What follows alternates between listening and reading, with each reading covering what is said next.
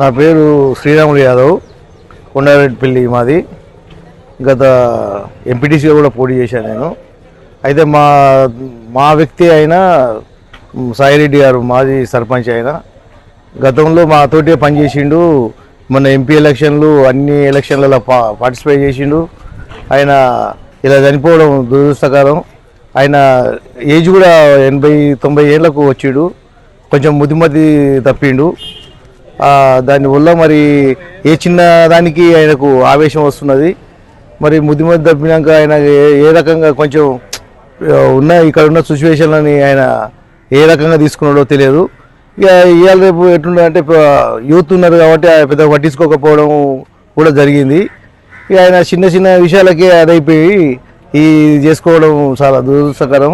చాలా మంచి వ్యక్తి. ఇంకా ఆయన ఒక 100 ఏళ్ళు బతడేమనే ఆలోచనతో కూడా ఉన్నది మాకు. మంచి వ్యక్తి ఉన్న కాబట్టి మేము కూడా ఆశించినాం. ఈయన ఇంకెన్నెన్నో చేయాలి. ఆయన మంచి మంచి కార్యక్రమాలు చేసుకుంటూ వచ్చిండు. ఎందుకో ఆయన ఈ చిన్న చిన్న మనస్తాపానికి చెంది చనిపోవడం చాలా దురదృష్టకరం. ఆయనని మేము కూడా మర్చిపోలేని స్థితిలో ఉన్నాం. మా ఊరికే ఈ సీఎంకి సంబంధించిన వాళ్ళు ఆయనతోటి మాట్లాడింది లేదు, ఏం జరిగింది లేదు. ఆయన కనీసం ఆయనని కలిసింది కూడా లేదు.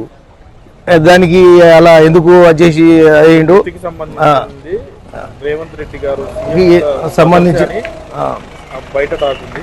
దీనికి రేవంత్ రెడ్డి వాళ్ళ బ్రదర్కి ఏమైనా సంబంధం ఉందా? లేదు, దానికి ఎటువంటి సంబంధం లేదు. వాళ్ళు చాలా మంచిగా పిలిచి మాట్లాడేది. ఏ విషయం ఉన్నా కానీ పెద్ద మంచి అని చెప్పి ముందు నుంచి నడిపించే వ్యక్తులు వాళ్ళు. ఆయన్నే ముందుగా చాలా అన్ని విషయాలు ఊళ్ళో విషయాలు అన్నీ కలుపుకొని మాట్లాడి ఆయన చెప్పినవి చేసేవాళ్ళు.